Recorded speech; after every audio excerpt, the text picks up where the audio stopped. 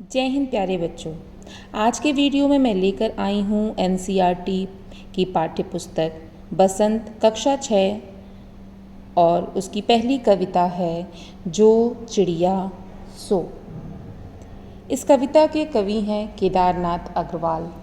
इस कविता के माध्यम से कवि ने बताया है एक चिड़िया का स्वभाव। वह चिड़िया नीले पंखों वाली एक छोटी सी चिड़िया है। वो बहुत संतोषी है, अन्न से बहुत प्यार करती है। वह अपनेपन के साथ कंठ खोलकर पुराने घने वन में बेरोक टोक गाती है। मुँह बोली है, एकांत में उमंग से रहती है।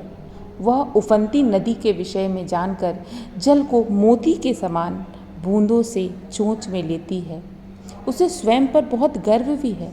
वह साहसी है, उसे नदी से लगाव है। कवि ने अपने भीतर से कल्पित चिड़िया के माध्यम से मनुष्य के महत्वपूर्ण गुणों का उजागर किया है। कविता की पंक्तियाँ कुछ इस प्रकार हैं। वह चिड़िया जो चोंच मारकर दूध भरे जुंडी के दाने रुचि से रस में खा लेती है। वह छोटी संतोषी चिड़िया नीले पंखों वाली मैं हूँ, मुझे अन्न से बहुत प्यार है।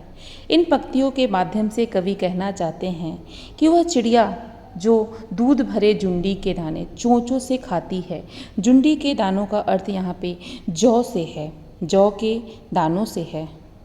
जौ के दानों को पीसने पे वह सफ़ेद रंग के आटे के रूप में जो दिखता है उसी को वह दूध के समान मानती है। वह बड़ी संतोषी है, उसे बड़ा धैर्य है। नीले पंखों वाली चिड़िया अपने आप को बहुत संतोषी कहती है और कहती है मुझे अन्न से, मुझे अनाज से बहुत प्यार है।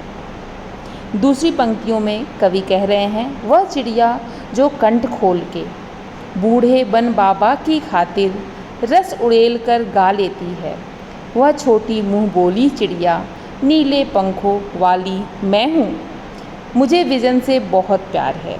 दूसरे पैराग्राफ में कवि कह रहे हैं कि वह जो चिड़िया है वह कंठ खोलकर, चिड़िया जो अपनी आवाज़ के लिए पहचानी जाती है। बूढ़े बन बाबा का अर्थ यहाँ पे है वह वन जो है वो बहुत पुराना है और वन को उन्होंने एक संज्ञा दी है बूढ़ा वन और बाबा के रूप में उसे संबोधित किया है। रस उड़ेल कर, उसमें जितनी भी मधुरता है चिड़िया के पास, मधुरता से उस बूढ़े वन के लिए गाती है। उस वन जो भी उसकी आवाज़ से वो मधुर गीत गुनगुनाती है वह वन के लिए, जंगल के लिए गाती है। वह छोटी मुँह बोली चिड़िया नीले पंखों वाली चिड़िया मुझे विजन से, जो वहाँ का वातावरण है, जंगल का जो माहौल है उसे वो बहुत ही पसंद है।